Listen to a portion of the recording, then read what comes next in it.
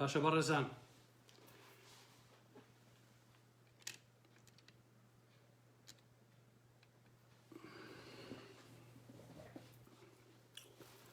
وردە ئەچمە ناو بابەتەکانەوە وەکو پێشتر ڕێکلامم بۆ کردبوو خۆشەویستان و عەزیزان کە ئێستا کاتێتی سەعات 8 ڕێکە و سەعات 10 بە کاتی کوردستان. هیوادارم کە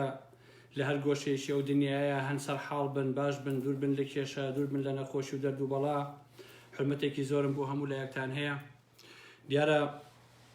بابەتەکەی ئەم شەوم ڕوونە بۆ هەموو خۆشەویستان و دووسێ ڕۆژەکە هەمووتانم ئاگادار کردوێتەوە کە ئاگادار بن بۆی کە ئەم شەو لایڤێکم هەیە. هەڵبەتە دوو سێشتی تێکەوێت کە لەم ماوەیە هەفتەی ڕابردوو کە قسە و باسم نەکردووە یا شتێکی ئەو تۆم نەنووسیوە، ئەویش لە بەبوونەی بەداخەوە کۆچی دوایی کا قادری حاجی عەلیەوە هەندێک یەک دوو شت ڕوویاوە کە چەند سەرقەڵەمێ یانیشی چەند دەقیقەیەکی زۆر کورت قسەی لەسەرەکەم و دوایی ئەچمە بابەتە عەسڵیەکە کە کا قادری حاجی عەلیە و دڵشکانەکەی لەناو بچوتنەوەی گۆڕانە و لە دواییشە ئەوەی کە لەگەڵ مەرگەکەیە بەڕاستی بینیمان لەسەر ئەوانە قسە و باسمان ئەبێت. خۆشەویستان من کەس گلەیی نەکا کە من چی ئەڵێم و چۆن قساکەم و چی بە مافی خۆم ئەزانم ئەوە ئەڵێم. هەمیشە کەسێک بووم ئازادانە ڕاکانی خۆم وتووە. من بەژەوەندیم نییە هەتاوەکو پاشەکشەی تیا بکەم، هەتاوەکو چوزانم لەبەر خاتر و ئەوانە بەڕاستی لە فەرهەنگی ئارام ئەحمەدا نییە. بۆیە ئەو شەڕی کە من دەستم پێ کردووە بە درێژایی ساڵانێکی زۆر شەڕە دژی ستەمکاری، شەڕە دژی ئەو چەوسانە و بێدادی کە لە کوردستانە هەیە، جا چه ڕژێمی بەعەز بێ و چه پارتی وێشێتی بێ، شەڕەکە بەڕاستی لێوە دەست پێیەکات. بۆیە من یەک دوو شت ئەڵێم و دوایی ئەچمە سەر عەسڵی بابەتەکە و هیوادارم کە بتوانم شتێ بڵێم. سەرەتا زۆر کەس باسییان لەسەرەوەیە کرد کە بۆ مەرجی کاقاری حاجی عەلی بنەماڵەی بازانی واتە مەسعود و مەسرووری کێوکێوانە سەرخۆشیان نەکردووە یان نامیان نەنووسیوە. هەر بەڕاستی من نەک هەر ئەوانم بۆ مۆزوع نییە، بەڵکو بۆ من زۆر جێگای فەخر و شانازیە لە حەقیقەتە. چونکە من کاتی خۆشی وتومە ئەگەر پارتیەک بە من بڵێ ئارام ئەحمەد کوڕی چاکە ئەبێ سێری مێژووی خۆم کەم، ئەبێ بزانم من لە کوێ خەلەلێکم تایە، ئەبێ من بزانم عیبەیەکم چییە. بۆچی پارتیەک بڵێ ئارام ئەحمەد کوڕی چاکە؟ بۆچی پارتیەک بەم لەڵێ ئارام ئەحمەد ئەم ڕەئی جوانیە، ئەم ڕەئی باشە؟ ئەو کاتێ بە خۆمە بچمەوە بەڕاستی. ئەسڵەن جوانی قادری حاجی عەلی لەوەدایە کە بە درێژایی 30 ساڵی دوای ڕاپەڕین ئاوا لای نەکردو بەلای بنەماڵەی بازانیە، هیچ کاتی حسابی بۆ نەکردوون لە حەقیقەتە. لەبەرەوە قاری حاجەیەکی بوو لەو پیاوانەی کە هیچ کاتی دەست نەخنا دەستی بنەماڵەی بازانیەوە. لەبەرەوە ئەوە بە پێچەوانەی کۆمەڵی خەڵکەوە ئەوە خۆی جێگەی شانازیە کە مەسعودی بازانی وە کوڕەکەی سەرخۆشی ناکەن لە قاری حاجەی لە بنەماڵەی قاری حاجی عەلی. ئەوە جێگای فەخر و شانازیە بەڕاستی. من پێم وایە ناخۆشیەکەی ئەوە بوو کە ئەگەر بیان کردایە لە حەقیقەتە، ئەگەر ئەوەیان کردایە عیبە بوو لە ڕاستیە، نەک ئەوەی کە نەیان کردووە. لەبەرەوە ئەمە شتێکی عەجیب نییە و شتێکی زۆر ئاساییە و من پێم خۆشە بەڕاستی کە بنەماڵەی بازانی بەو دەسە پیسەیان بەو دەمە پیسەیان درۆ نەکەن و سەرخۆشی لە کۆمەڵێ خەڵکی جوان نەکەن کە هەموو تەمەنیان بە جوانی هێناویانە. خاڵێکی ترکە ئەمەوێت لەسەری بڵێم ئەوشت بە کورتی هاتنی مەسعود بازانی بوو بۆ هۆڵندا خۆشەویستان. ئەو هاتنشی زۆر لاوەکی بوو لە حەقیقەتە، لە پرۆتۆکۆڵان نەبوو، لە سافحەی ئەنجومەنی وەزیراندا نەنووسراوە و وجودی نییە. بەس ڕوتە خۆی پەیوەندیان پێوە کردووە، موعیدێکی دروست کردووە لە نووسینگەکەی خۆی لە پەرلەمانە. ئەو کچەی کە ئیستیقبالی کردووە با بڵێن سکرتێرەکەی ئیستیقبالی کردووە بۆوێ 20 دقیقە قسەیان کردووە، قسەکانی لەسەر مەسەلەی پەکەکە ئەوانە بووە. بە کورتیەکەی مەسعود بازانی خۆی کردووە بە پەن، هاتووتێتی بە پێی یاساکانی ئەوروپا پەکەکە تۆریستە و پشیوانی مانگە شەڕی پەکەکە ئەمانوێ بیکەین و ئەوە بەڕاستی ئەم قسە و باسانە بۆ لەبەرەوە کە هیچ قیمەتێکی نەبوو. لە دوای ئەوەیش جگەل لە ڕوتە خۆی نەبێت کە لە تویتێکا باسی کردووەڵێ سەرۆکی ئۆتۆنۆمی شیمالی عێراق هاتووە بۆ لام یەک میدیای هۆڵندا ئاگای لێ نەبوو باسی نەکردو حسابی لەسەر نەکردووە. لەبەرەوەی هاتنەکەی فاشل بووە و بەڕاستی هیچ مانا و هیچ قیمەتێکی نەبووە. ئەمە دوو خاڵ بە کورتی خاڵی سێهەمیش کە ئەمەوێ نەزەری خۆم بدەم یا ڕەئی من بزانن ئەویش مەسەلەی ئەو قسەیە کە مەسعود بازانی کردی لەسەرەوەی کە گوایە خەنجەر لە کورد دراوە ئەوەی کە حکوومەتی عێراقی یا پەرلەمانی بەغدا بڕیاری یا ئەو قەزەی کە وەرەگرێ بەشی هەرێمی کوردستانی لێ نەدا بە پێچەوانەی تەفسیری مەسعود بازانیەوە ئەو خەنجەرەی کە برا عەرەبەکانیشی ئەو سوننەی خۆی لە پشتیان داوە لە پشتی خۆیان داوە لە پشتی دەسەڵاتەکەیان داوە نەک لە پشتی خەڵکی کوردستان بەڕاستی هەمومان بیرمانیە کە سەرۆشی فەڕەنسا هەسا چوو بۆ بەغدا نێشیروان بازانی ڕۆی بۆ ئەوێ دوو ڕۆژ دوای ئەوە ئەردۆغان گوێی گرت و بردی بۆ ئەستەمبوڵ و بۆ تورکیا لەوێ وتی چی ڕوویەوە پێمان بڵێ ئێوە بۆتانێ بەبێ ئێمە دەستکەن بە ئاوە لەواقع هەموو خەڵکی کوردستانە بێ ئەو ڕاستیە بزانن ئەوەی کە خەڵکی کوردستان ئەمڕۆ بێموچەیە و لەگەڵ عێراقا ناگەن بە نەتیجە و دەیان جار ڕێکەوتون بەڵام حکوومەتەکەی بنەماڵەی بازانی احترامی بۆ واژۆکەی خۆی نییە یا ڕێکەوتن جێبەجێ ناکە ئیلاقی بەسەر ئەو ڕێکەوتن نامەوە هەیە کە لەگەڵ تورکیا هەیەی ڕێکەوتن نامەی 50 ساڵە لەگەڵ تورکیا بەڕاستی ئەگەر بنەماڵەی بازانی ئەو ڕێکەوتن نامەیە هەڵوەشێنێتەوە واتە ئاش بەتاڵەکەی 75 ئەداتەوە بۆ بنەماڵەی بازانی کەواتە بنەماڵەی بازانی ناتوانێت بە هیچ جۆرەیە لە چوارچێوەی ئەو سەستا دەرچێکە تورکیا بۆی دائەنێ لەبەرەوە ناتوانێت لەگەڵ حکوومەتی عێراقی هیچ ڕێکەوتنێ بکە پێویستە هەموو کەسی ئەو ڕاستیە بزانێت خۆشەویستان هەمووشمان ئەوە ئەزانین ئەو خەڵکانەی کە ئەمڕۆ گاڵتەی بە عەقڵی پارتی وێکێتیە لەبەر ئەوە نییە کە حکوومەتی عێراقیان خۆش بوێ ئێمە هەمومان ئەزانین ئەوانەی کە ئەمڕۆ عێراق بڕێوەبن هەمووی مافیایە چشی ئابێ چوسن نەبێت هەمووی خەڵکی چەتەگەریە بەڵام ئەمە وەکو سیاسەکەی ماکیافیلی وایە دژمنەکەم دۆستمە پارتی وێکێتی بە تایبەتی بنەماڵەی بازانی ئەوەندە بەرامبەر بە خەڵکی ناحەقی کردووە ئەمەندەیان دزی و تاڵانی کردووە خەڵک ئەڵێ سەد ڕەحمەت لە کفندس ئاسان ڕەحمەت بۆ سەدام حوسێن دیکتاتۆر ئەنێرێ یا بۆ بەغای ئەنێرێ لەبەر ئەوەیە لە حەقیقەتە ئێوە گوایە خاوەنی ئابووری سەربەخۆ بوون ئێوە ڕیفراندۆم تاکو باش دڵی سەربەخۆتان نەکرد لەبەرەوە هەموو ئەم مەوسوعانەی کە لەگەڵ بەغایە تەنها ئیلاقی بەسەر ئەو ڕێکەوتنامە هەیە 50 ساڵی لەگەڵ تورکیایە بەڕاستی ناشتوان لێی دەچن داقیقا لە 30 ساڵی ڕابردووە ئێوە لە حکومڕانیە لە هەموو مەیدانەکانە فاشلن لە هەموو مەیدانەکانە ئێوە ڕسوا بوون بەڕاستی ڕسوایی ئێوە ئیتر لە ئاسی ناوچەکە دەنگی داوەتەوە تۆ ناتوانین نەوت فرۆشی ئەویش پارە بداتێ لەگەڵ عێراقە لەگەڵ تورکیا لەگەڵ رووسیا ڕێکەوتن هەبێ بۆ نەوت فرۆشتن پارەکەی بخێتە گیرفانی خۆتەوە لەو لای شۆبڕی بەخابێ پارەم بیتێ من شەریکەم لە عێراقا بووە ئینم بەرێ موچەم بەرێ بۆ خەڵکی کوردستان نامەتەقە بەڕاستی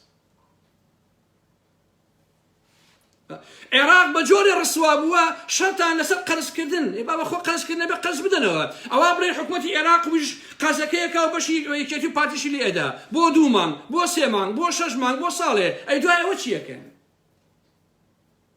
لە کوردەواریە قسەیەکەیە لێ کەر بە کاروانی تێر ناخوا بەڕاستی ئێوەش بۆ تێر ناخۆن گەلی عێراق بە سوال و سەدەقە و قەرز و قەرزکاری بەڕێوە ناچێ سەرۆشی حکوومەتەکەی هەرێمی کوردستان ئەڵێ ئەگەر پارە لە بەغاوە بێ موچە دابەشەکەین ئاواتی شێخ بەڵێ من وەزیری داراییم ئەگەر پارە لە بەغاوە بێ هینە موچە دابەشەکەین باشە ئێوە دوکانی حەواڵن یا بەڕاستی ئێوە حکوومەتن کاتی خۆشی نەو شانسەفای وت ئەگەر وەزیری دارایی بە ئێمە بوو ئەبێ خەڵک داوای موچە لە ئێمە بکە ئێستا کە قسەیەکەی گۆڕانەکان ڕقشان لەو شانسەفایەکە قسەی وای کردووە باشە ئەحمەقێکی وەکو مەلا بەشیر وازانێ ئەشێ دیوەخانە سڵحی عەشایریەکە بیکەن بە خاتری ئەمری شەس پێم و نازانم چی ئەڵەم بابەتانە و لە دیوەخانە دانیشتووی مەلا بەشیری بێ ئەحمەق تۆ چی تەعبایەکی باشە بڕۆ کوڕەکەی خۆ چۆنەژی وەکو ڕسمەکان بینوە پێڵاوی 800 دۆلاری دەپێایە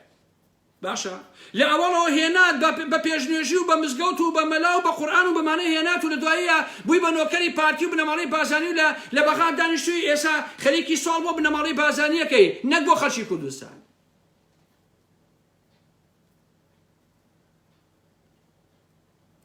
بۆیە لێرەوە من جارێکی تر داوا لە خەڵکی کوردستانەکەم بە تایبەتی سلێمانی هەڵەبجە و گەرمیان کە هەوڵی جدی بدەن بۆ ئەوەی کە هەرێمێکی سەربەخۆی خۆیان هەبێ لەوەقع ئەو هەرێمە پێویستە دروستی کەن لەمە بەدەر هیچ چارێکی ترتان نییە ئەوە سێ نوکتە بوو کە باسم کرد ئیتر ئەچمە سەر ئەسڵی مۆزوعەکان خۆشەویستان و عەزیزانی من.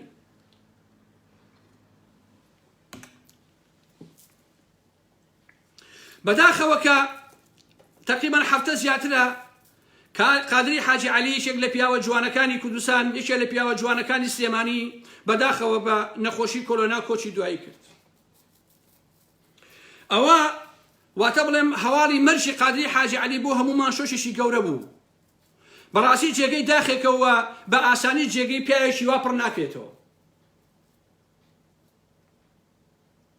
بینیشمان کە دۆست و نەیار بەڕاستی بۆی بەداغ بوو. چونکی یەکێک بوو لەو پیاوانەی کە لە دوای ساڵی 92ەکەوە بەشداری نەکردووە لە هیچ شتێکە لەو حکومەتە چەتەگەری کە لە هەرێمی کوردستانە. و هەموو ئەو تەمەنەی کە هەیبوو تێکۆشە لە پێناوی خەڵکە، لە پێناوی ئازادیە، لە پێناوی نان و کار و ژیانە بۆ خەڵکی کوردستان. من پێم وایە هەموو ئەوانەی کە قادری حاجی عەلیان خۆشەویست، ئەوانەی کە ڕۆژێ لە ڕۆژان لەگەڵ یا دانیشتنیان کردووە، ئەوانەی کە بە مێژوەکەی ئاشنان، ئەوانەی کە لەگەڵ یا هەسوڕاو بوون، ئەوانەی ئەزانن چی پیاوێکی مرد بووە لە پێناوی خەڵکە، پێویستەکە ئەو ڕێگایەی ئەو ئاوات و ئامانجەی کە ئەو هەیبووە بەڕاستی بە سەمەری بگەێنن. ئەمە ئەسڵی مۆزوعەکەیە. هەموو شیوەن و شەپۆڕ و ئەمانە ڕاستیەکەی دادێ نایە، هەرچەندە بەڕاستی هەمومانی بە تەواوەتی گریان، دڵی هەمومانی گوشی لە حەقیقەتە. ئەتوانم بڵێم من وەکو ئارام ئەحمەد کەم ئازاری وان پێگەیشتووە لە ڕاستیە. بەڵامی تر بەداخەوە دەسەڵات نییە لەگەڵ مردنە. وەیە بەڕێی من باشین وەفا بۆ قادری حاجی عەلی هەڵگرتنی ئەو بیر و بۆچون و جیهان بینیەتی، هەڵگرتنی ئەو ئەخلاقیەتە سیاسی و کۆمەڵایەتیەتی، هەڵگرتنی ئەو نەرمونیانیە و ئەو هەموو باشیانەیە کە بە درێژایی هەموو تەمەنی بۆ پێشکەشی خەڵکی کوردستانی کردووە کە تۆ بتوانی لانی کەم لەو بچی، لانی کەم لەو شتێک فێر بووبی بەڕاستی. من بەش بە حاڵی خۆم بەڕاستی شانازی بەوەکەم کە ساڵانێک هاوڕێگای پیاوێکی لەو جۆرە بووم و چەندین جار دانیشتن و کۆڕ و کۆبوونەوە و قسە و باس و بە سەدان تەلەفۆن و هەموو ئەمە لە بەیمانە هەبووە، هەر بەڕاستی بۆ من جێگای فەخر و شانازیە کە توانیومە لە هەلومەرجێکی دیاری کراوە پیاوێکی وەکو قادری حاجی عەلی بناسم و بتوانین بە یەکەوە ڕۆژگارێک خەریکی ئەوە بین ئەرچێ بخەنە سەر شانی خۆمان بۆ خزمەت بە خەڵکی کوردستان بەڕاستی. ئەمە بۆ من و بۆ هەموو هاوڕێکانی بەڕاستی جێگای فەخرە و بەڕاستی جێگەی شانازیە لە حەقیقەتە. هەموو کەسی ئەو ڕاستی تێگا لە دوای ساڵی 1990ەوە یەکەم پیاوە لە سیاسیەکانی کووردا کە بە جوانی مردی بێ بەڕاستی، کە ڕووی بێ بمرێ لە حەقیقەتە. ئەژینا ئەوانی کە نازام چۆن لە ڕوویانێ بمرن.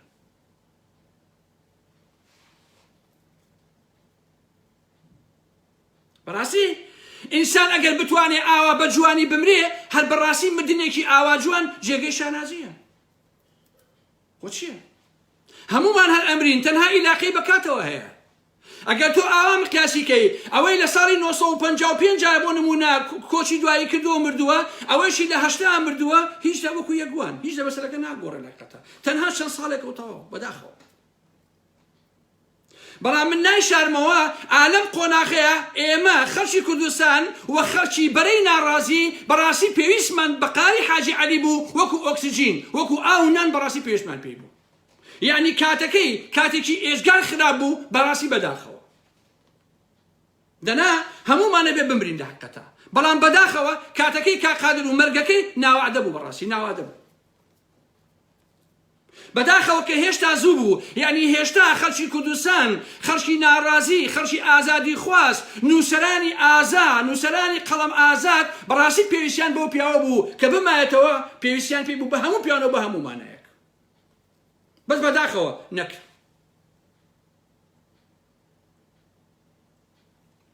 لێرەوە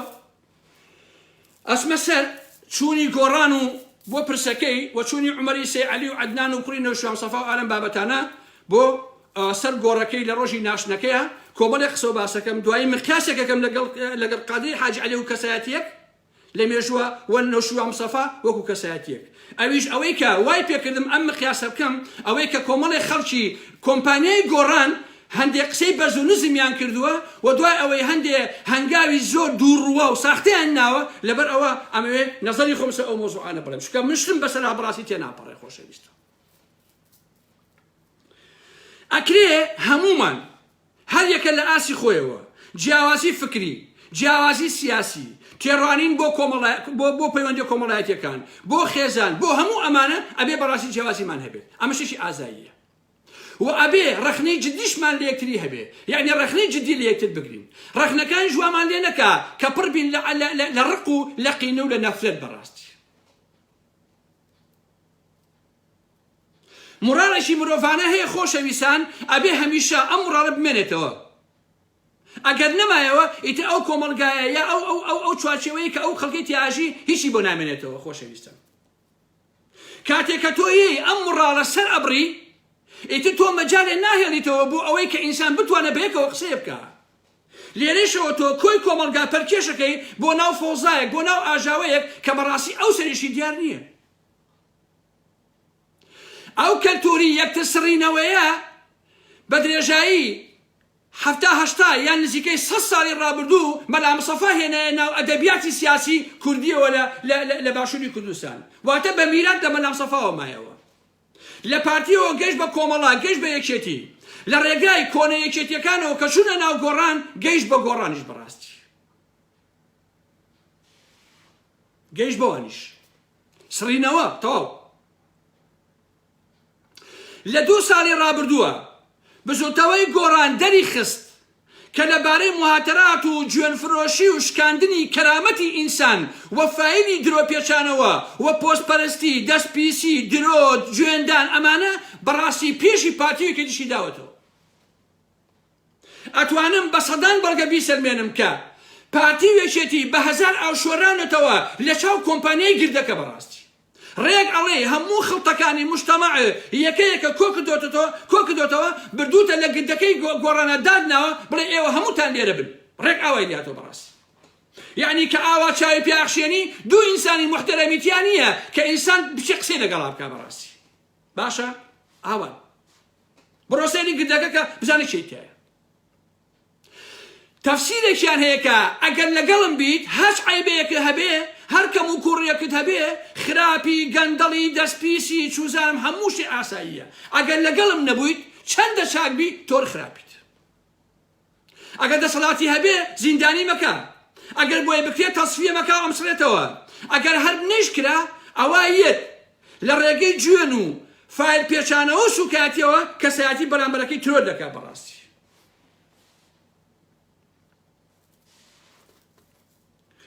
گۆڕانی گردەکە وە گروپەکەیان هیچ شتێک نەماوە بە قادری حاجی عەلی و عوسمانی حاجی مەحموود ئێمەمانانی نەکرد بە درێژایی ئەم 2 ساڵی ڕابردوو بڕۆن بەم 2 ساڵا بڕۆنەوە بزانە پەیجە ساختەکان چیان نەکرد بە قادری حاجی عەلی چیان نەکرد بە عوسمانی حاجی مەحموود چیان نەکرد بە ئارا مەحموود و چێو و ئەلەم بابەتانە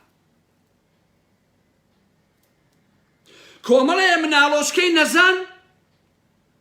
سوالکەر لە گردەکە کۆیان کردبووەوە بەو پارە دزیەی کە لایەنە مانگانە موچەیەکیان پێ ئەدەن تەنها بۆ گوێندان و سوکاتی بە قاری حاجی عەلی و بە عوسمانی حاجی مەحموود ماوەیەک بەر لە ئێسا یەکێک لە گردەکەەوە کە ناوەکەیم لەلایە چوو بۆ لای قاری حاجی عەلی خۆشەویستە باشە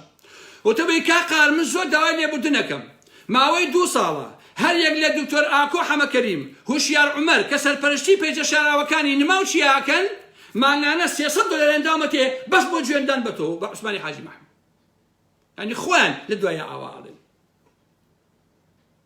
باشە ئەم دووڕوویە یعنی چی ئەم ساختەکاری یعنی چی بەڕاستی ئێوە چۆن ڕوتانیە بڕۆن بۆ ناشتین تەرمێکی پیاوێکی لەو جۆرە ئێوە چۆن شەرمتان نەکرد بەڕاستی چۆن شەرم ناکەن ئێوە پرۆفایل و واڵای فەیسبووکانتان پڕ کردووە لە وێنەی قاری حاجی عەلی چۆن وێژیشدانتان زوو خاوڕێژ نابێ ئەو بەو گەورەی خۆیەوە بەو هەموو دڵشکانەوە کە ئێوە دڵتان شکان سەری نایەوە ئێوەش بەو هەموو بچوشیەوە ئەبێ خەریکی دزیەتی و ماساوچێتی و خەریکی ئەو ژیانە دەبەنگانەی خۆتان بن بەڕاستی مردنی پیاوێشیوە هەزار بەرابەرە بە ژیانی ئێوەیەکی دەبەنگ و هیچ نەزان و دز و درۆزن و قاچاقچی بەڕاستی ئێوە هەسەعاتێکتان مردنێکە چونکە ئەو جگەرەی بەدەستانە بە پارەی دزیە ئەو جلەی کە لەبەر کوڕای نەوشەم سەفایە پارەی دزیە ئەو نان و ئاوەی کە ئەی خۆن پارەی خەڵکی بەدبەختی کوردستانە بەڕاستی ئێوە بێ شەرمکەن لە حەقیقەتە باشە هیچ شتێک نەما کوڕی نەوشەم سەفا و گۆڕانی گردەکە بە قاری حاجی عەلی نەکەن بەڵام قاری حاجی عەلی هەتا مرد بە یەک وشەش وەڵامی نەدانەوە خۆشەویستان بە یەک وشە وەڵامی نەدانەوە بەڕاستی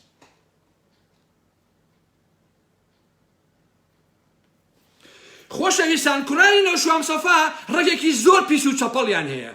باشە ئەمانە کۆمەڵێک کرێک گرتیان دانابوو بە پارە بەس بۆ جوێندان پیجی فەیک ئەکاونتی فەیک باشە خۆشیان بەشداریان نەکرد ئەمە بکەن ئەوە بکەن ئەوە بکەن باش نییە لە پشتیشەوە خۆیان تەلەفۆنیان بۆ قاری حاجی عەلیە کرد کاکا تۆ وەکو مامەی گەورەمان وای تو ئەوە تو ئەوە تو ئەوە ئاوا دوو ڕووی لە حەقیقەتە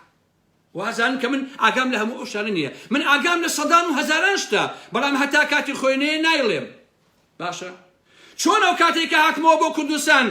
هەموو گردەکە و چیا و نما و یەکێتی و نازانم چی ئەمانە گوێن و سوکاکی نەما بە ئارام ئەحمەی نەکەن ئارام پیاوی لاهورە و ئەرەوەڵا لاهور هێنایەوە ئەرەوەڵا ئیطلاعات هێنایەوە ئەرەوەڵا چی هێنایەوە باشە ڕسمەکانم بڵاو کردەوە نەمردن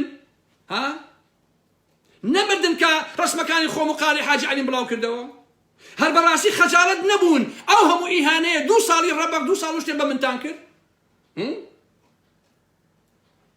خۆ شەرمەزار نابن ئێوە بەڕاستی خۆ ئێوە ڕسوا نابن لە حەقیقەتە ئەی چۆن هەموو فەیسبوک و سۆشیال میدیا لە من پڕ کردبوو لاهور هات بردیەوە ئالەم بابەتانە لە دوایشا بینیتەن بەڕێگەی خۆمان و قاری حاجی عەلی یەک دوو برادەرەوە هاتمەوە بۆ کوردستان پارتی یەکێتی هەر ئاگاشیان لێ نەبوو هاتمەوە ئەمی سەدام اینجارە لاهوری شێخ جەنگی و ئاسایش و ئەوانە زانیان کە ئارام محەممەد گەڕاوەتەوە بۆ سلێمانی وازان لە ئێوە ترسم بەیانی بڕۆمەوە بۆ سلێمانی بۆ ئاگاداریتان کە ئەیژڕۆمەوە یەکتیادی بۆ هەسوولانی سیاسی یەکەم ئیش یەکێتی نیشتیمانی بەرپرسە لە پاراستنی ژیانی ئارام محەممەد هاوسەرۆکانی یەکێتی لاهوری شێخ جەنگی و پاڤێڵ مەسئول لە پاراستنی ژیانی ئارام محەممەد خۆمەشێکی عەجیب و غەریب نییە بەیانی بڕۆم بۆ لەندەن بکوژرێم پۆلیسی لەندەن مەسئولە لە ژیانی من بەیانی بێمەوە بۆ سلێمانی ئاسایشی یەکێتی و دەستگای دژەترۆن و زانیاری بەرپرسن لە پاراستنی ژیانی من کەی ببێمەوە بۆ سلێمانی و ئەبێ لاهوری شێخ جەنگی و ئەبێ ئاسایشەکەیان و ئەبێ دەستگای نازانامچیەکەیان بە هەموو پێوانەیە ژیان و ژیانی من بپارێزن چونکە ئەوان لەوێ حکوومەتن ئەوان ئاسایشیان هەیە ئەوان پۆلیسیان هەیە خۆ باوکی من نیەتی کەواتە من کەی بێمەوە زێدی خۆمە مافی خۆمە کەس بۆی نییە بەڕاستی ئەو قسە بکە بەڵام هەموو گۆڕانی گردەکە و هەموو نارەکانم ڕسوا بن کە ئەو هەموو درۆیان بۆ ئارام محەممەد کرد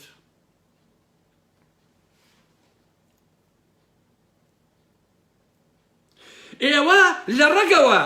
لەسەر کۆمەڵێ مەواضع کە قاری حاجی عەلی و هەزاران گۆڕان خوارد دشتان بوو هیچ نەما بۆ پیاوەی نەکەن لەبەرەوەی قاری حاجی عەلی دژی تەوریسی سیاسی بوو دژی فرۆشتنی بچووتەوەی گۆڕان بوو لەبەرەوەی دژی بەلاڕێدابردنی پەیامەکانی گۆڕان بوو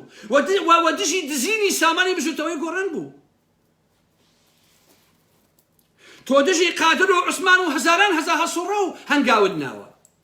ئەگەر دەسەڵاتی هەبوایە هەموویانت ئەکوشت ئێستا بۆچی ساختەکارێکی کو عەدنان ئەنێری لە بەردەم مایشێکە درۆی زلزلکە لە خۆیەوە عومەری سێ عەلی کە قادر ئامادە نەبوو هەتا بئەمرێ مەرحەبای تۆ بکە عومەری سێ عەلی خۆت باش ئەم ڕاستی ئەزانیت یعنی هیچ کاتی ئامادە نەبوو مەرحەبای تۆ بکات تۆ چی لەوێ چیەکەی دەمی خۆتە هەڵبەستووە کا عومەری سێ عەلی تۆ ماڵی هەموومانێک کاول کرد باشە تۆ گۆڕانی فرۆشت تۆ گۆڕانی پیس و چەپەڵ کرد تۆ گۆڕانی لە ڕێگوڵیشەوە دەرهێنا تۆ وەکو ڤایرۆسێ بەربوویتە ئاوات و ئامانجەکانی گۆڕان و هەمووی دارزان هەمووی تەسلیمی کوڕەکانی نەوشەم سەفا کرد والله عەزیزان چ لە کوردستان ئەو چە ڕۆژەیە کە لە کاقارە بەیەکەوە بووین چ لە سوید چ لەم هۆڵەندایە کە هاتووە چی جارێ ئێمە یەکترمان بینی بێ باوەڕتان هەبێ لە ژیانیان نەمبینیوە ئەم کابرایە یەک قسەی بەرز و نزم بە یەک کەس لەوانە بڵێ خۆشەویستە ئەمەندە خاوەنی کەسایەتی بوو ئەم کابرایە والله یەک جار نەمبیستووە قسەیەکی بەرز و نزم بە نەوشەم سەفا بڵێ ئەو قاری حاجی عەلی باشە هەموو جاگی بە منیە وت کاگەرام ئاگە لە کاگنەوشیوان بێت ڕەفیقمان بۆشی ئەم بابەتانە کەچی ئەوان هەر سوکاتیان پێکرد هەر بێحرمەتیان پێکرد هەر دڵیان ئەشکان بەڕاستی بابا ئێوە خەنجەرتان لە پشتی قاری حاجی عەلی و عوسمانی حاجی مەحموو هەزاران هەزار ئینسانی ئەو کۆمەڵگەیە داوە چۆنتان دەڕوویە بەڕاستی من بەیانی بمرم ئێوە بێ سەر گۆڕەکەم هەر لە گۆڕەکان زیندووە بمەوە بەڕاستی حەزەکەم سەد جوێنم پێ بن نەک بێنە سەر گۆڕەکەم ئێوە ئێوەی دز و درۆزن و جەردە با چوار فەقیر بمنێژێ هەر خەڵباڵخیشم نایە چوار ڕەفیقی کەسی داما بمنێژن و ئێوە نەیە سەر گۆڕەکەی من بەڕاستی ئەو قاری حاجی عەلی ئەمەندە کەسایەتی بەرز بوو نەمبینی سەفەرێ بڵێ نەوشەوان سەفا قاچی دادانەوە باشە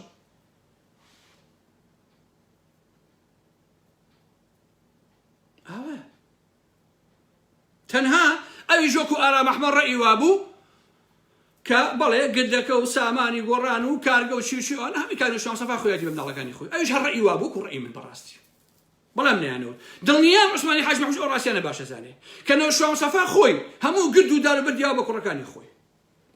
کەواتە ئێوە بۆ شێچن وەکوتم عەزیزان کە تۆ هیچ مۆڕاڵێکە نەهێشتەوە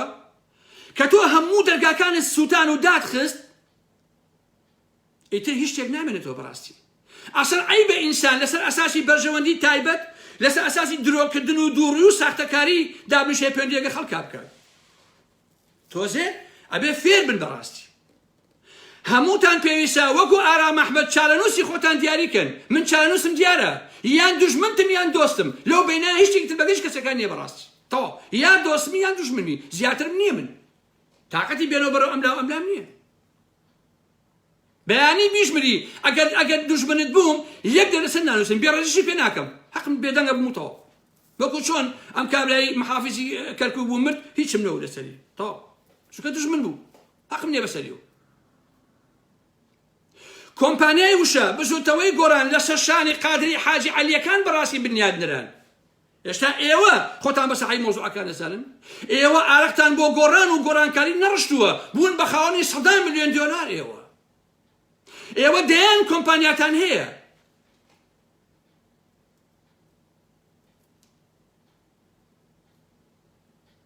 ئەوەیە کە من کاقالی بزانم ئەو کاقالی حاجی لە حیاتی ئەم تۆپەڵە مناڵ و هەزەکاریەک و عەدنان عوسمان و یوسف و نازانم چۆ ئەم بابەتانە ئەمانەی هەر بە زەلامیش نەزانیوە بەڕاستی هەر بە هیچی نەزانیون چکە ئەوە یوسف و بۆ نمونە کە لە حیمای بە دەرگایەکی حیزبێک یەکگرتووی ئیسلامیەوە ئێمە کردمان بە ئەندام پەرلەمان لە دوایەوە کودەتای سپیمان کرد بەسەر قار و عوسمانە باشە ئەو کاتە شەنازیان بەمەوە کرد لە کاتێکە كقادري حاجي علي وعثماني حاجي محمود وصدان هالصراوي ام بجوتوي قرانا باخلاقك برزي انساني ولا قد لك هات نخواروا وببيدنجي روشتن نشره ندنجي نهاواري نهيج خوافيس كا نمونيكي زور جوان بو براسي كاتي خوي لشخصكانا كبالي مكتبي سياسي لبارتيو بنمالي بازاني جاء بيتوا ديان كز ليكتنا كوجن لدوائية كجلالي وملايي يا كيشتي دروس أبيه بهزران اللي يكتر خوش بيستان كاتيك على شورش دروس أبيه يكشتي نشيماني ديان كسيان ليك قتلوا عامك بو يكم جابوا لم يجوا إيميا قادري حاجي علي كانوا عثمان كانوا فلان في سارة كان كبردي بناخي قران أوان ديان ناوا قردك ببيدنغي بجيه هيلن خوێن لە پەنجەی هیچ کەسێک نایەت یەک قسەی بێڕێژیش ناکەن بەڕاستی یەک شیشیان لەگەڵ خۆیانە نەبرد هەمووتان ئەو ڕاستی ئەزانن یەک شت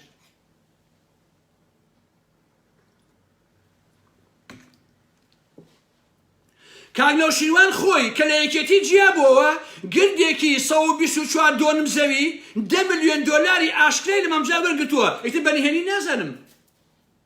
بەڵام ئەمان بە گیرفانی خۆیان هاتن لەسەر حسابی خۆیان هاتن بۆ ناو گۆڕانیان دروست کرد بە گیرفانی بەتاڵیش لێچوونە دەرەوە بزانە جیاوازیەکانی بینی قادرەکان و بینی نەوشەوان سەفا چەنە فەرقی هەیە حتا سەردەمانی زوو قادری حاجی عەلی وەکو گەنجێک بە گیرفانی پڕەوە کە کوڕی حاجی عەلی بەگی سلێمانیە بە وەکو دەوڵەمەندی ئەشێ بە پێشمەرگە خۆشەویستە ئەچێ بە کۆمەڵە ئەچێ بە بەیەکێتی بە گیرفانی پڕەوە بەڕاستی لە هەموو تەمەنیشیە سەرقاڵ نەبووە بە دزی و پۆست و پارە و ئالەم بابەتانەوە لەسەر گیرفانی خۆی ئەو قاری حاجی عەلیە دەیان ملیۆن دۆلاری بۆ گۆڕان پیا کردووە بۆ ئاگاداریتان لای خۆم وتوێتی عەرزەم بۆ نەوشوام سەفا فرۆشتووە بە 210,000 دینار کاتی خۆی قاری حاجی عەلی ئاوا ڕەفاقەتی نەوشوام سەفای کردووە لە دوایە ئەوان خەنجەریان لێدا بەڕاستی ئەو نەگەری بردووە نە کارگەی بردووە نە بازاری بردووە نە میترۆی بردووە نە ڕیزە شوقەی بردووە نە دوکانی زەرەنگە هیچی نەبردووە بەڕاستی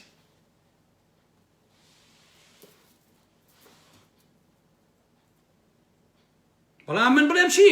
کاک نەوشوام سەفا لە هەموو تەمەنیا دژی تەوریستی سیاسیە بێ دژی بنەماڵە چێتێ بێ باش نییە دژی فەسادی ئەخلاقی و پارەکۆکردنەوە ئەلەم بابەتانە هەبێ کەچی لە دوجارە بەرنەوەی بمرێ هەموو سامانی ئەم خەڵکە کۆ ئەکاتەوە ئەیا بەکاری گیرفانی کوڕەکانی خۆیەوە بەداخەوە دوجار کە ئەم کابرایە کۆچەکە هەموو ئەمانە پێشەوانە بێتەوە کەواتە من باسیەکەم ئیهانەم پێکەن جوێنم پێ دێت کاکە تۆ چۆن واڵیت و کاک نەوشیوان ئەمۆ چێنشوان چی کاکەشە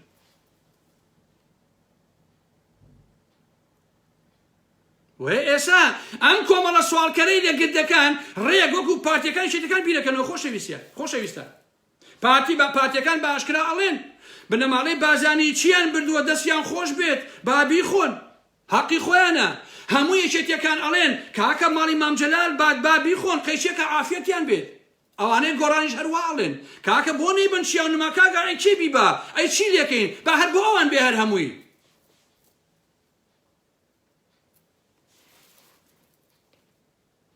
کاک نەوشیروان لە گۆڤاری ڕزگاریەوە لە شەستەکانەوە کە بۆ پێشمەرگە یەک ناری نەبووە بە حیاتی و کاک نەوشیروان سەفا ئیشی نەکردو خۆسەسری کردەوە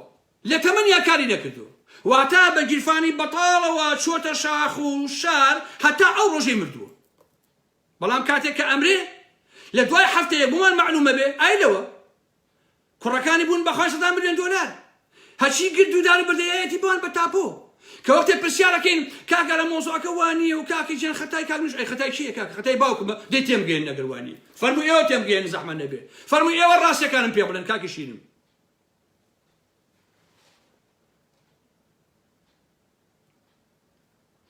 وەکو پێشن لایڤێکاوتم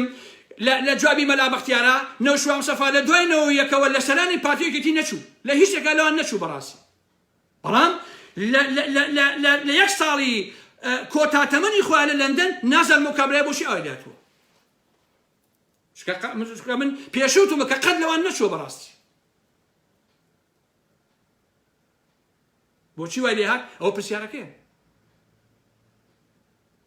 بەڵام هیچ کەسێک وەڵامی پێ نییە چەندها گوێن سوکاتی نەبێ بەڵام قادری حاجی عەلی هەر لە ئەزەڵەوە بە جوانی هێناوێتی و بە جوانی ژیاوە و بە جوانیش مردووە بەڕاستی وەکو پێشووتر وتم یەک سیاسی کورد نییە دەی ڕاپەڕینەوە وەکو قال بە جوانی مردی بێ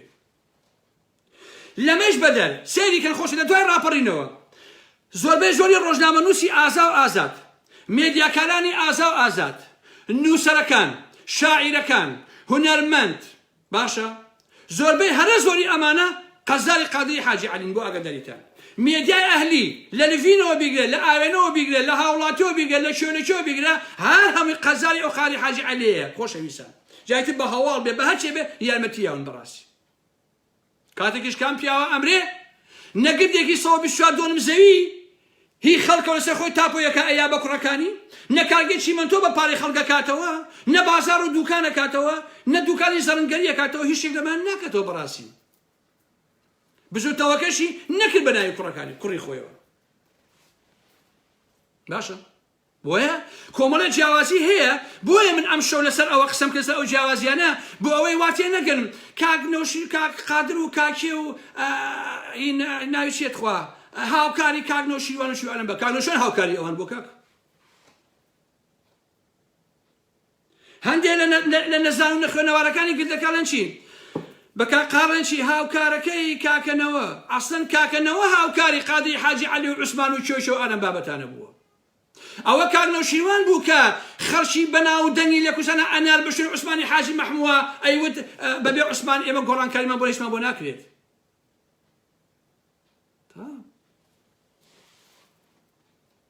من بەڕاستی یەکەم ڕەخنە و گلەیم لە خودی کاک نەوشەوان سەفا ئەوەیە بەداخەوە کە نەیتوانێ و کوڕەکانی خۆی بە ئەخلاقەوە پەروەردە بکە. تەواو من چی بڵێم کاک؟ دوو کوڕی دەمپیس، دوو کوڕی گوێنفرۆش. باشە بەپێی ئەو بەڵگانەی کە لە بەدەستی منایە 6 مانگ بەر لەوەی نەوشەوان سەفا بمرێ چیاونمە جاسوسیان بۆ پارتی کردووە. خۆشەویستە بۆ پارتی جاسوسیان کردووە لە ڕێگەی فازڵ میرانی ئەوانەوە. بۆیە بزوتەوەی گۆڕانی گردەکە ئێستا یەکەمین زێرا بوو، یەکەمین منهۆڵی سلێمانی بەڕاستی کە بۆ گەنیان ئەو ناوی داگیر کردووە لە حقیقەت.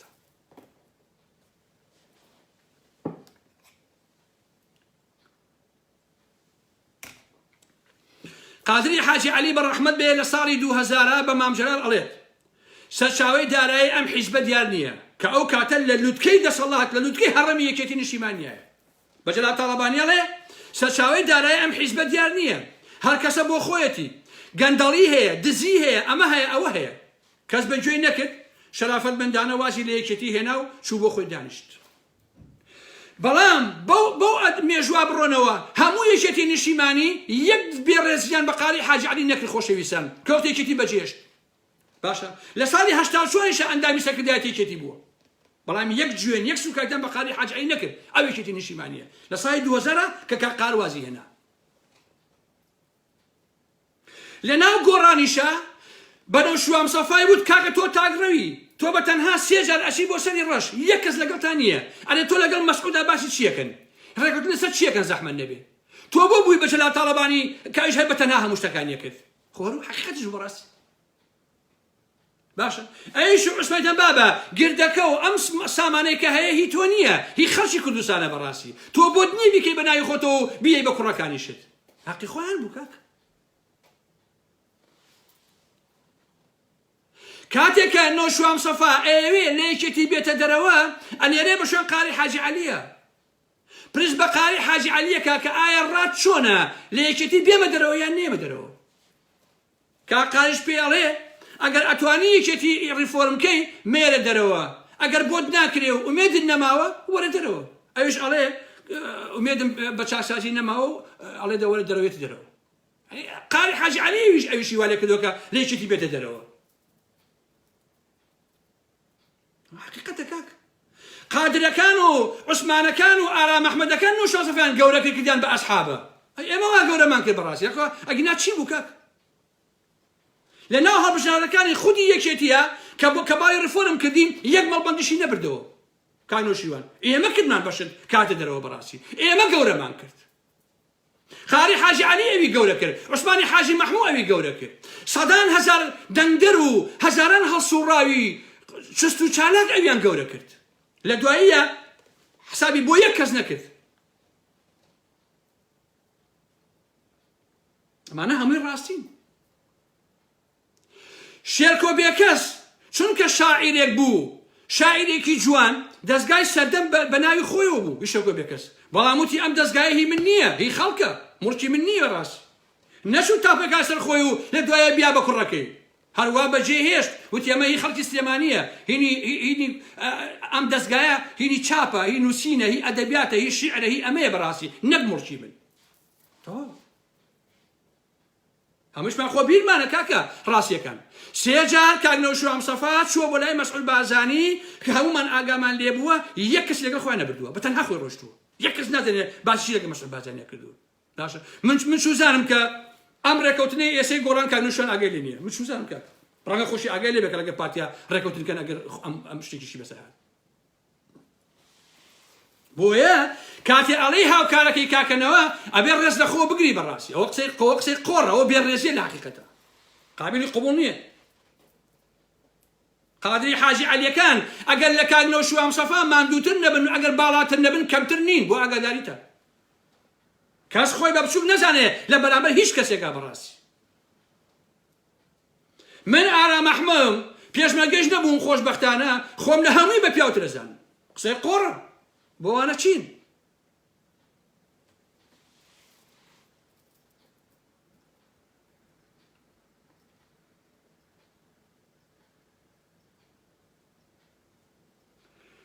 قادری حاجی عەلی کوڕی کابرایەکی دەوڵەمەندی شاری بە گیرفانی پڕەوە ئەچێ بۆ پێشمەرگایەتی بەڵام کاکنە شوێنش کە چووە بە جیفانی بەتاڵەوە ڕۆشتووە لە دوایەیە کە قاری حاجی عەلی ئەمرێ هەر ئەوەی هەیە کە خۆی هەیەتی کاکنە شوێن کە ئەمرێ 100 ملیۆن دۆلار ئەبا بەجێ هێڵێ دەیخی بۆ کوڕەکانی چۆن شیوا بێ کاکی من چۆن شیوا بێ والله عزیزان مشکی کوێر لە ماڵی ئەو کاکنە شیوان مستەفایە یەک نانە ڕقی نەخواردەوە بە حیاتی من تەحەداکە باشە ئەو کاکنە شیوان لە حەلە جگەرێکی ناوە بە یەک کەس باشە یەک نانی ناوە بە یەک هەژار من تەحەداکەم چی ئەتوانێت یەک بەڵگە بۆ من بێنێ کاکنە شیوان مستەفا یارمەتی کەسێکی دابێت بە حیاتی دێ یارمەتی فەقیرێ سوالکەرێ هەژارێ داماوێ بڵێ وەڵا ئەم نەوشان سەفەی دینارێکی یا بە کەسێ یان چوزانم نانێکی بۆ کەسێک کڕیوە دێ بەڵام قاری حاجی عەلی هەمیشە یارمەتی دەری خەڵکی هەژار بووە دەستی ئاوەڵا سفرە ئاوەڵا دەرگا ئاوەڵا بەڕووی خەڵکە هەمیشە ئاوا بووە بەڕاستی ئەمە حەقەتە قادری حاجی عەلی کە لە یەکێتی ئەڕوا بێدەنگ و بێسەنگ ئەڕوا هیچ کاکنە شیوانی مستەفا کە لە یەکێتی ئەڕوا 10 ملیۆن دیناری خشت وەرئەگرێ صاف گردێکی 124 دۆنم زەوی لە مامجلال وەرەگرێت خۆشی ئەزانەیە کە ئەم گردە هی مامجلال نییە کاکە ئەم 10 ملیۆنە هی مامجلال نییە گردەکە و پارەکە هەمووی خەڵکی داما و هەژارە خەڵکی قوربەسەرە هی ئێمە کاکی گیان باشە هەموو ئەمانە ئەبا ئەچێ کۆمپانیای وشەدانێ کەچی گۆڕانەکان بە شانازیەوە باسیەکەن کاکنە شیوان 10 ملیۆن لە تاڵەبانی وەگە 10 ملیۆن کوێ بوو زەحمە نەبێ پارەی دزیەخەوە کاکە لەبەرەوە وا مەکەن کە بەتەواتی دەمکەمەوە زۆرم لەلایە کە ئێشتا کاتی نەهاتۆ بشکە من تەحمولەکەم بەڕاستی قاری حاجی عەلی مەکەن بە ڕەفیقی هەرەموو کەسێک ئەو هەتا وەکو خودی کاکنە شیوان نەگردی خەڵکی بردووە نەبووە بەخاین دەیان کۆمپانیا بە پارەی خەڵک نەدایان پارەی کاشی ئەو خەڵکە بە ناوی گۆڕانکاریەوە خۆی ڕۆشتووە بە پارەی خۆیان دەیان ملیۆنیشی بۆ گۆڕان پیا کردووە بە دەستی خاچۆی دەرەوە لە گردەکە چۆتە خوارەوە تەواو چیتانەوێ لە گیانیتر ئەوەی کە ئێستا بەدەستی ئێوەیە هەمووی قاری حاجی عەلیە لە خەڵک پای کردووە ئێوە دزیتان و برتان و خواردتان کاکە هی ئەو خەڵکەیە هی هەموو ئەو هەسوڕاوانەیە هی هەموو ئەو دەنگدەرانەیە کە ئێوە ئێستا دزیتانە تەواو لەبەرەوە خەڵک بەکەم مەزانن کێ ئەتوانێت نمونەیەکم بۆ بێنێتەوە کە قادری حاجی عەلی دەستی خوێن ناو دەستی بنەماڵی بازانیەوە دێ کاکنە شیوانیش دەیان جا دەستی بنەماڵی بازانیە مەسڵ بازانیەوە نەچێکەشمان بینی چی بوو هیچ نەبوو ڕاست کاتێک کە قسە واقعیانە ڕاستیەکانەکەم پێتان ناخۆش نەبێ خۆشەویستان وەرن بە مێژووی کاکنە شیوان مستەفا بڕۆنەوە خۆشەویستان سەردانی نەخۆشێکی نەکردەوە بە حیاتی هەتا سەردانی شەهیدەکانی حەڤە شواتیشی نەکرد عەزیزان و خۆشەویستان سەردانی ڕۆژنامە نووسێ هەژارێ داماوێ نووسەرێ شاعیرێ هیچ بۆ پرسەی کەسی نەچوە بە حیاتی بەس بۆ پرسەکەی دایکی مەسعود چوو باشە ئەویش بۆ پرسێکی سیاسی بوو بەڕاستی زیاتر ماستا بوو نەگەوێشتی تر دەی باشە کەس جوێنم پێ نایە لە گۆڕانی گردەکە چونکە من بە تەخوین و جوێن پاشەکشە ناکەم لە هیچ شتێ باشە وەرن بە فاکت پێم بڵێ هەموو تەمەنی کاکنە شیروانی یەک چاکەی دەرحەق بە یەک ئینسان کردبێ پێم بڵێن زەحمە نەبێ یەک نانی دابێ بە یەک هەژار زەحمە نەبێ ئیتر بۆچی بڵێن باوکی هەژارە بۆ دورەگە خۆمان ناکەین کاک جا عەزیزان هەر لەم دنیای ئێمە ئاوایە ئینسان ئەگەر ڕاستی وت هەر لە خۆ خەڵ ڕقی لێتی کە ئەگەر ڕاستیەکان بڵێ باشە کە ڕاستی ئەڵێ هەر لە خۆ کۆمەڵی خەڵک ئای ئەوە چۆن وا ئەڵێ دنیا کافر بوو کاکنە شیروان و کاکە بابە قسە قۆڕانە چێ بابە ئایلەوە قاری حاجی عەلی بە دڵشکاوی گردەکەی بەجێهێشت کاکە بە هەزاران ئازار درا کاکە باشە هەموو ڕەنجی ئەمانە بوو بە سەفتە دلار چۆن گیرفانی دوو مناڵەکەی نەوشین مستەفاوە خواتان بێ کاکە ئایلەوە ئەنا هەمووی ڕاستین کاکەژێ والله ئەو ساڵە عەزیزە کە خۆم دەیان بابەتم دژی ساڵە عەزیز نووسیوە هەر لە هەموویان عاقڵتر بوو یەکەم جا ساڵە عەزیز هاواری کرد باشە یەکسەر تێگەیشت کە کاکنە شیوان خەمی مناڵەکانێتی کە کاکنە شیوان ئەو گردەی بۆ خۆی ئەوێ تاپۆی کردووە زوو تێگەیشت بەڵام ئەو کاتە هەموو ئێمە بەخۆشمەوە عەزیزان هاوارمانەکرد ئەمانوت ئای لە سالار عەزیز ئەمانە کاکە ئەیانەوێت گردەکە پارچە پارچە بکەن کاکە بیبەن بۆ خۆیان نەمانەزانی گردەکە کاکنەوشیوان ئاوا ئەیا بە کوڕەکانی باشە یعنی بە یەک پارچەیی ئەیا بە کوڕەکانی یعنی ئەومان قبول بوو بە یەک پارچەی بۆ کاکنەوشیوان بێ دوای بۆ کوڕەکانی بێ بەڵام ئەمان و کاکەوانە گردەکە پارچە پارچەکەن پارچە پارچەکەن بە جەهەنەم ماڵی خەڵکەوە پارچە پارچەکەن چییە بۆ کوڕەکانی شاسەفا بێ بە یەک پارچەیی چییە یعنی ئەمەیان قبوڵە بە یەک پارچەی بۆ ئەوان بێت بۆ کەسێک خۆشەویستە کە مێشکی گوێدرێژی بەتووکەوە نەخوارد بێ لەو ڕاستێ تێگەات مەلا مستەفا چی کرد بۆ مەسعودی کوڕی کرد بۆ بنەماڵەکەی خۆی کرد مەسعود بارزانی چی کرد چی ئەکا بۆ کوڕەکانی بۆ بنەماڵەکەی خۆی ئەکات جەلال تاڵەبانی بە دێژایی مێژوو چی کرد بۆ قوباد و پاڤێڵ و بۆ کوڕەکانی خۆی کرد هەمووتان ئەو ڕاستی ئەزانن 750 دۆلم زەوی دەباشان دیارە بە دەیان ملیار دۆلار کە بنەماڵی تاڵەبانی بردوانە دیارە باشە نەوشوام سەفاش هەموو تەمەنی چی کرد بۆ کوڕەکانی خۆی کرد تەحەدا ئەکەم چی ئەتوانێ پێچەوانێ ئەمەم بۆ بسەلمێنێ من داوای لەبوود نەکەم دێ بۆ بسەلمێن زەحمەت نەبێ هێشتا مام جەلال و مەسعود بارزانی ئەهوەنترن چونکە ئەوان بە ئاشکرا نەیوتوێ ئەیگۆڕین و نەوتوێتی من دژی بنەماڵە چێتیم و نەیوتووە کاکە من دژی نازام چیم و هیچی نەوتووە دزنوتەوە بەڵام ئەمان بە ناوی ئازادی و بە ناوی ئەیگۆڕین و بە ناوی دژی تۆریسی سیاسیم و دژی بنەماڵە چێتیم و ئاوا خەڵکیان فریودا بەڕاستی ئاوای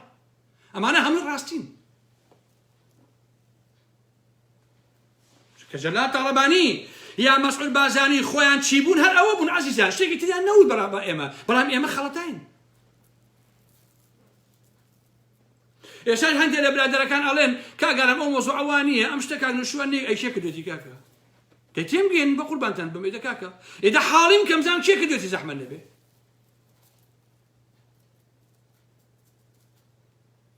من بەیانی 200 دۆنم زەوی خەڵکم بەناوە بێ لە کوردستانە کە خۆم نەخۆش بم خۆم دوور خەم و قسە کەسانەکەم و خۆم کەم بە کەڕەی شەربەت کە مردم بۆ کوڕەکان مەبێ هەموو کەسێکەوە زانە موچی ئەوتەوە لە باوکو بوو ناڵەکانە بێت ئێش قسەی نەکردووە بۆی بۆ ئەوان بێ ئاوای کوجێ خۆی لێ خەوانەوە تەواو قسەکەوە فێڵە هەرەمی کاکە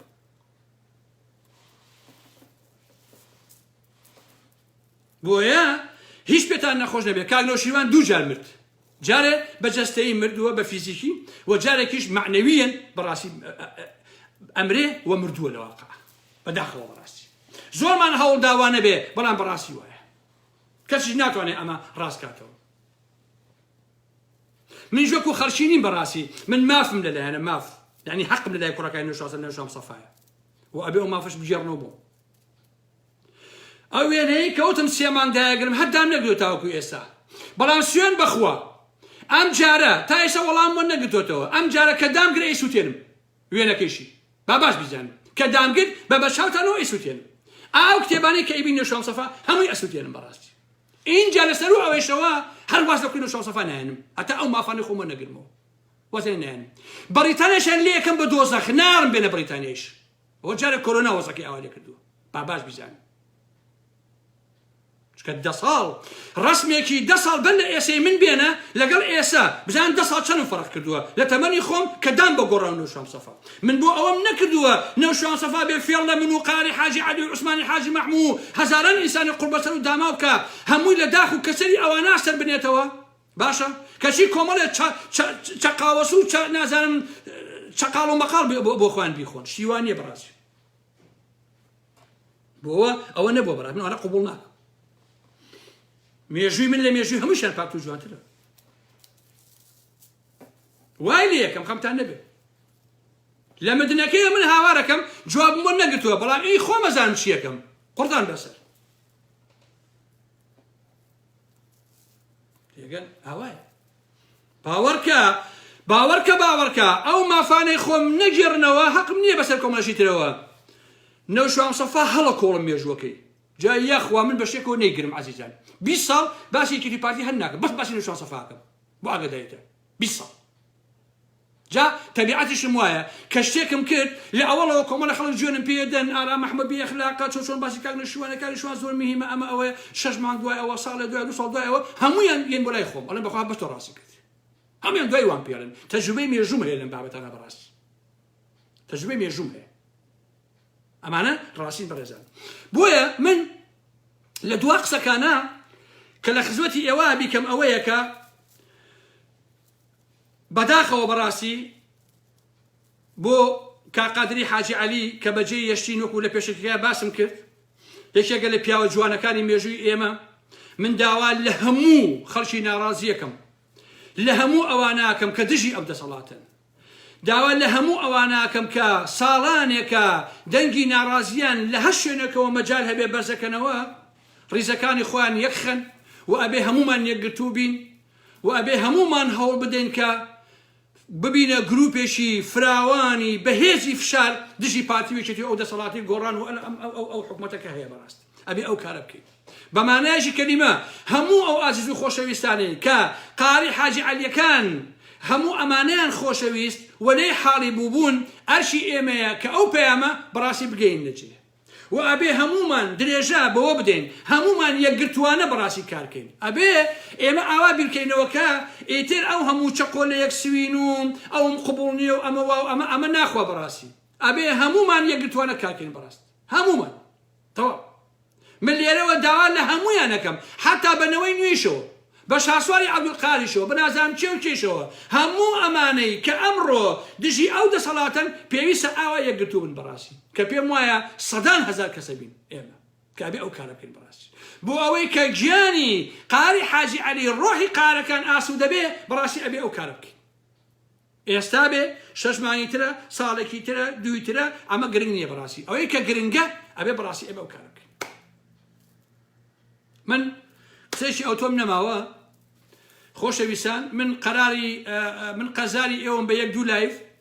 لایڤێکە لەسەر بنەماڵی بازانی وتم باسێکم ئەوە ماوە بەداخەوە کە ئەم مەسەلە ها بەسەرە مەرجیکا قادرکە نیگەران و ناڕەحەتیکردن بەڕاستی چونکە من ئەو پیاوەم زۆر خۆشەویست بەداخەوە من هەر تەبیعەتم وا بە بەخوا ئیتر هەوڵ ئەدەم کەسم خۆش نەوێت چونکە ئەو کەسانی کە خۆشمەوە زووتی هاچن بەداخەوە لەبەرەوەی هەوڵ ئەدەم کە زۆر هین نەبم کە زۆر پابەند نەبم بە کەسەوە یان زۆر خەڵکم خۆش نەوێتوانە بەشم شەڵای چەند لێنەیە بەداخەوە بۆ قال بەڕاستی ڕۆحی شاد بێ و لێرەیشەوە هەرچەندە من بەڕاستی وەکو سەرخۆشی لە خۆمەکەم چونکە پێم وا بۆ کە قارێکێکە لە خۆم ڕۆشتووە وەکو برایەکی خۆم وا بۆ بەڕاستی ئاوا ئازارم شەشتووە بەڵام دیسانی سەرخۆشی لە هەموو ئەو بەڕێز و خۆشەویستانە ئاکەم لە بنەماڵەکە یەکەم لە برا و لە خاوسەر و لە مناڵ و لە هەر هەمویانەکەم هیوادارم ئاخیر مەسیبەت و ناخۆشیان بێ هیوادارم کە جارێکی تر کە بەڕاستی مەرجی ئاوا یەخەمان پێ نەگرێ و پیاوی ئاوا جوان لە دەست نەدەین بەڕاستی بەرحاڵ ئیتر تازە قەدەرەکە ئابۆ جۆرە بوو منیتر قسێکی تر نەماوە هەتاوەکو لایڤی ترکەی تر وردە و دەست بە کارەکانەکەینەوە